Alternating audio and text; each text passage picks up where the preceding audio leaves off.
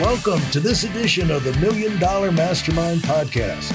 This is where we pick the brains of high achievers from all walks of life and get their hard-earned, real-world insights on winning.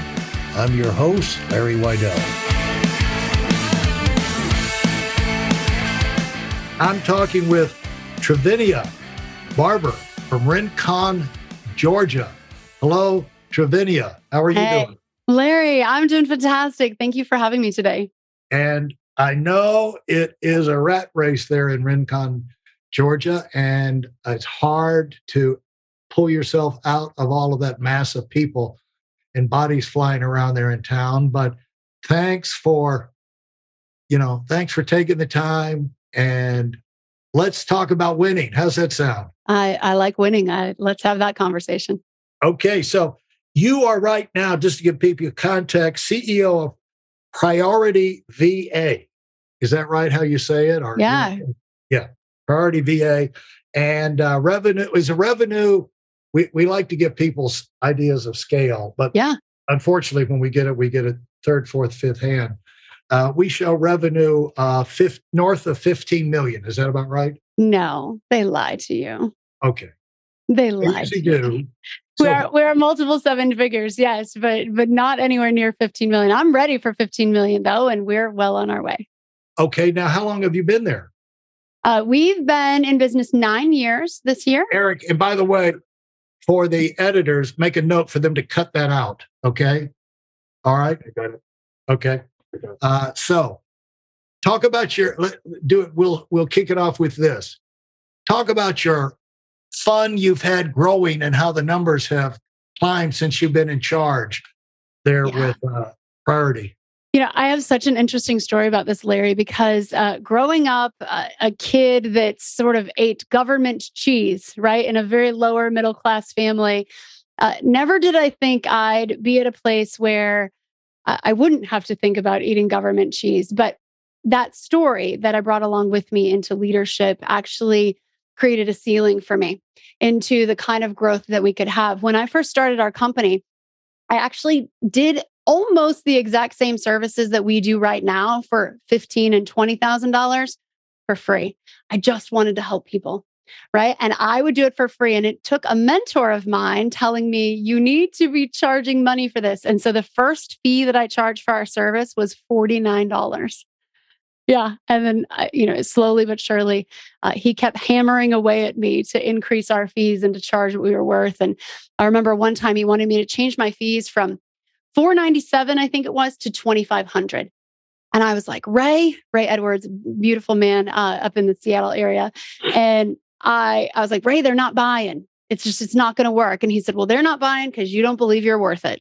And as soon as you believe you're worth it, they'll start buying. And so he did a lot of role playing with me. And sure enough, they started buying at $2,500 and now they buy at $20,000. That is interesting. And so how did he do that role playing? Because there's a lot of,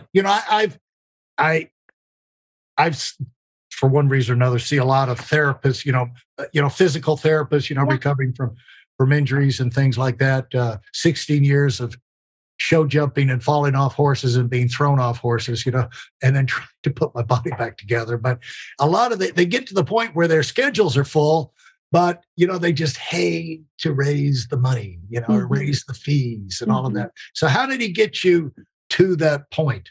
Yeah, the role playing really was just a matter of me repeating over and over and over again our value proposition, right? Until I got comfortable saying, I knew what we were worth and I knew that the value we were bringing was equal or greater to the amount that we were charging. And so it was repetition. He had me in a room. I was in a mastermind that he held, and he had me in a room and, 8 to 10 other people there too. I kind of felt like an intervention, and we just kept going through it. And I came home from that event and tried it out on my own, and sure as hell, people bought. I was like, what? This worked, right? And it was really just a mindset shift for me that I had to believe that I was worth it.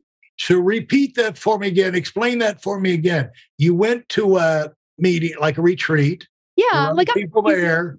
Yeah, and I was in the middle and threw paper, wadded up paper, and threw it at you. May as well have. and Yeah. said you're worth nothing. You're worth, and made you get mad and spit back at them or something. How did that work? Yeah, it was some weird kind of conversion therapy that worked. But basically, what Ray was trying to do with his intervention there was have me realize the value that we bring, and he had me go through all of the steps that we bring to match executives with their assistants, and he had me just continue to repeat that, and then ask the rest of the peers there, what would you pay for that? What would you pay for that? Right? And he kind of beat it into my head enough in the kindest and gentlest of ways that I was my upper limit, that it wasn't the market, it wasn't the wrong type of leads, it was me and in my head.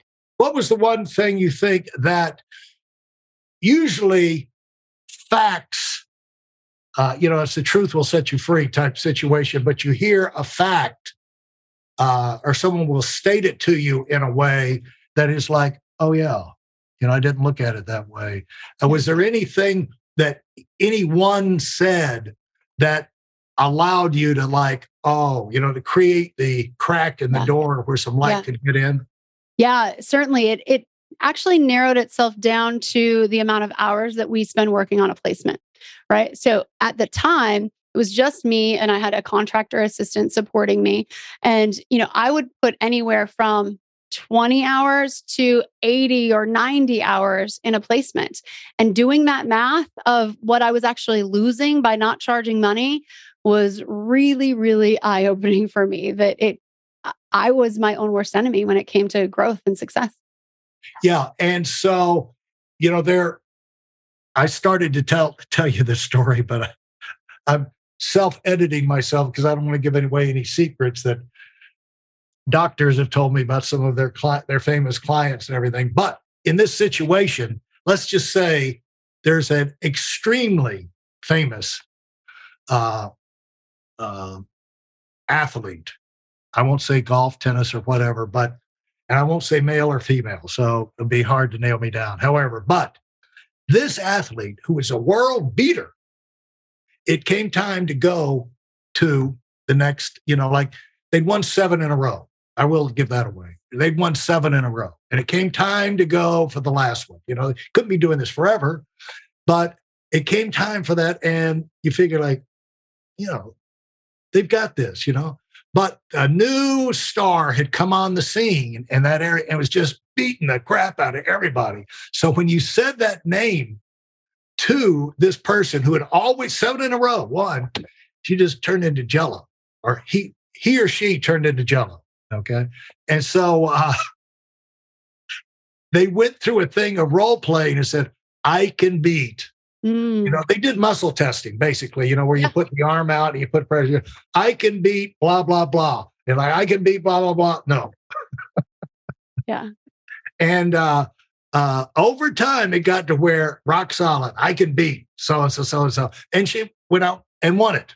Yeah. Or let's just say he or she went out and won it. And now they've got 8. And so you can get over these things. Yeah. And I read a book when I was in high school. Like this guy came through, Bill Glass, and he was talking about psycho-cybernetics. Have you ever read that? I have never read it, but I've heard of it. Yeah. Yeah. And it's fantastic. It's like mind. You don't have to be controlled by your instincts or your fears or whatever. You can overcome it. You just psych yourself up. And they had the example of the football players before the game. And, realistically, envisioning the grass and, the impact and this, that, and the other, and seeing themselves going to win. So I psyched myself up one day to make a high dive off. To me, the biggest thing I can do is do a high dive off the diving board at the pool because I'm terrible in water. And so I psyched myself up. You see the form, you go there. So I walked up there, psyched myself up, went and jumped, bam, and perfect. And as soon as I hit the water, my mind and body said, boom, don't you ever do that again. So you can psych yourself up to do some strange things, but that doesn't necessarily mean that it's the right thing for you. But it's the doing that will tell you whether or not it's the right thing. And so how did this unfold when you went back? Yeah, I got the reps in, right? I practiced a lot with my husband. I practiced with my assistant, and I just got the reps in and got a feeling in my body that changed. And I don't want to get a little, too spiritual here, but the feeling in my body ended up changing when I Go settled ahead into and the get as fact. spiritual as you want to get. Go Oh, ahead, knock great. yourself out. Well, great. No, Because I think a lot of people need to get more spiritual because it's the connection of your whole being to where this is where you believe in it or not.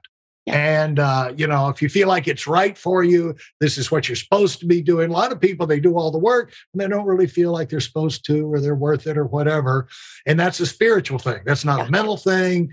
It's a spiritual connection exactly. to their core of what they believe they're supposed to accomplish in their life. And so feel free to tap in.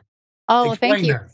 So yeah, I just got really still with myself, and I have this phrase that I use. I know it in my knower, and I knew that I was meant to do this, and that I was good at this, and that I was also worth the money that I was going to be charging to do it. And it was just a series of those events, just repetition, getting still with myself, and believing that I was worth it. That helped transform things. And we went from 2,500, I think, to 2,500 to 7,500 was the jump that we made. And then 75 to 10 to 15 to 20. And when you, what this service is finding executive assistants for businesses. Is that right? Correct. Yeah. We serve primarily entrepreneurs and executive CEOs, COOs, CMOs, anyone in the C-suite typically who has built an amazing business, but they have often done it at the expense of their sanity or their family or something else that matters to them. And so we pair them with executive assistants, either direct hire, full-time support, or on a fractional basis where we serve as an agency. Or they do it at the expense of their executive assistants. Yeah, also true. Sacrificed on the altar of the boss's dream. Yeah. People might say ego, but it's a dream. No, it's ego. Thankfully, we have a mentorship for executive assistants to help them too. Oh, okay, good. And so why do you have that sign, living the dream, behind you? I think that we get to create whatever we want in this life. And I think that sometimes we can be Why limited. do you say that? Why do you say that? Because we can be limited by our I just like to challenge. I get my best answers when I challenge people. Yeah. We can be limited in our view of what's possible, right? And I think that we can either have a dream and keep it out there as something that's not attainable, or we can take actionable steps every day that are going to help us live that dream. And I think it's just a mindset shift. One of the best pieces of advice that I thought I wish I would have had is that your mindset guides everything. Right? If you think slow, you'll be slow. If you think negatively, like the sky is falling, it will fall. And so I want to live the dream every day instead of just wishing for it. I'm going to work for it instead. Yeah. And when we talk about, so to me, what I would interpret, that's the living part of it. You're doing things to make that happen. You're being proactive. You're living. You're not just reacting through life and complain. Oh, this rock fell out of the sky on my head, and look what they did. But you're being proactive, and you're starting with a list. This is behind like checklists and lists and to-dos and things like that. I noticed that your podcast is called Diary of a Doer, and so. When you're going to be doing things, usually got it planned out of your mind, do this rather than that. This is where I need to spend my time. And then you go on the attack. So that's the living of it. But let's talk about, is it the dream or your dream? Yeah, it's my dream. It's my dream. And I think that my dreams have changed over the years, right? When I was working in corporate and driving 45 minutes a day and paying $8 to park and begging my leaders to let me work from home, my dream was to just work from home. And then my dream shifted into not having someone tell me when I had to wake up and when I had to work, right? And then it was flexibility. And so my dreams have changed over the years. And I think that everyone has an individual dream. And that's where I think we can get messed up, is we can start pursuing a dream that is someone else's. There It's you someone go. else's 7 happy hops to freedom, right? Or to business bliss or whatever they want to call it, instead of creating ours for us, right? It's the one time I think we should be very selfish with ourselves is when we're creating our path for our lives. I have 4 daughters, Larry, and my oldest is Congratulations. 19. Thank you. Congratulations. My oldest is 19, and she's at this place in her life where she wants to do all the things, right? And we keep telling her, like, take your time and make sure you're living your dream and not ours, or not your teachers, or not your boyfriends or whomever else. And I think that that's something I wish that we would embed in our society a little bit more and make that okay. Thanks for listening to the Million Dollar Mastermind. If you felt there were any valuable takeaways from this episode, please take a minute and leave us a 5-star review. Your feedback is important and really helps us get the word out to a wider audience. Remember, we have a valuable webinar that is absolutely free. Register for it right now at weidelonwinning.com. Thanks for listening.